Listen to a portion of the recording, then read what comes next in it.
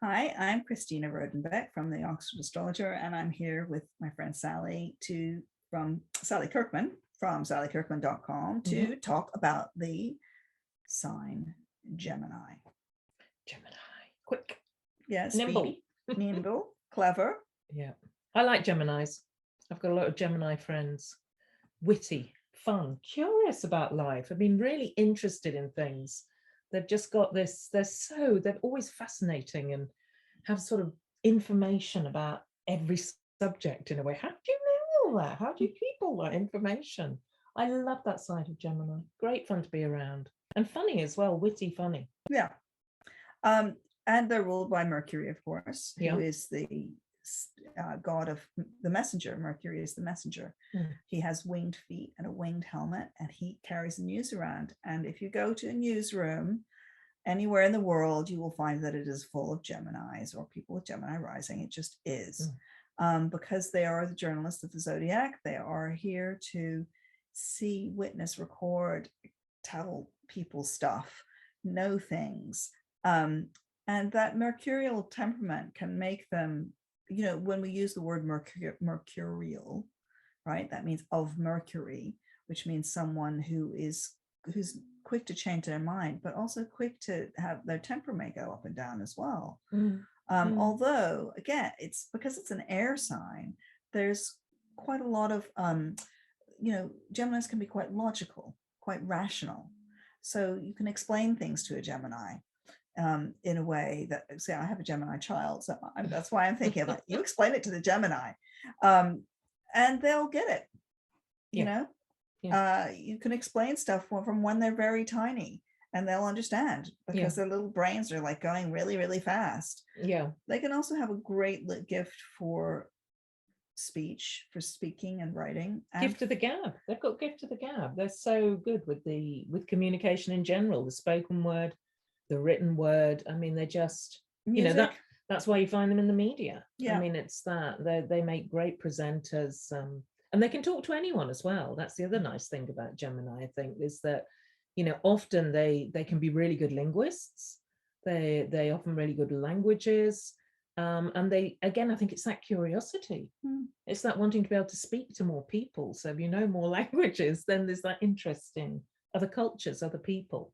I always think the simultaneous translator is such a Gemini profession, because it's coming in and it's going straight out in a different language. And it's that fast. Yeah. It's an incredible sign, actually. A sign, lots of poets, lots of songwriters are Geminis. It's the sign of words.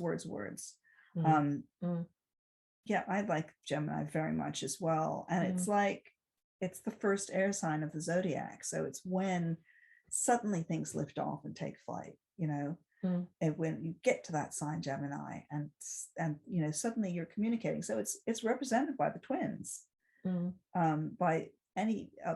by twins often facing each other, but twins talking to each other. And the famous thing about Gemini, though, is of course that they have a shadow.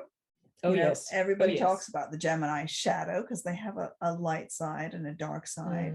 They can have a light, charming mood, and the next minute they can be very acerbic and mean, even. Yeah. And there is, I think, with Gemini, it is the sign that can lie. And that's sometimes because they see things from two opposite sides. So they have these differing opinions, but sometimes they just tell stories. They tell fibs, they can't help themselves. They can be the liars of the Zodiac. There's that sort of flexibility, versatility. And sometimes it's kind of telling stories, and sometimes it's more than that, I think. Yeah, I think that the other big liars are Pisces often. Yeah. The mutable signs, interestingly, mutable, changeable. And it is that changeability. Also, I mean, Gemini's great multitaskers as well, but sometimes it can be a shadow side because there's a hyperactive quality to Gemini that they literally can't sit still and concentrate and focus that well on things. So, they can be hyperactive. Their mind can go too fast. They constantly want to be on the move as well. So that can work in Gemini's favor. Sometimes can work against Gemini as well.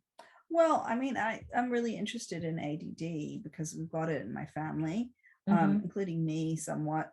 And I do notice that actually having a big dose of Gemini in your chart can that can show that. But I think it's a superpower to have ADD, obviously. Well, yeah. I mean, it I would makes you think that. but it does make you brilliant, doesn't it? It makes you brilliant in aspects. You have this brilliance, this genius about you very often. Yeah, I mean, I think that quite often it means that you can do many things at once and synthesize. It's got this that gives you an ability to synthesize things. But for the shadow side of it, which can be annoying for other people, is that you're constantly jiggling, or you can't sit still, and if you're bored with something or not interested in something, you literally cannot even do it at all.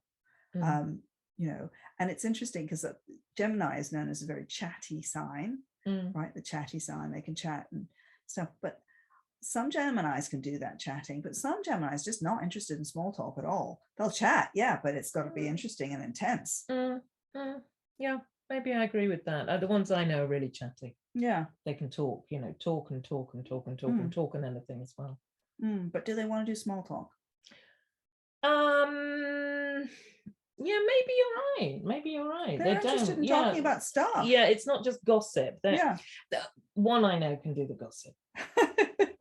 There's different. So we've got a gossiping Gemini and the not so gossiping Geminis. Yeah.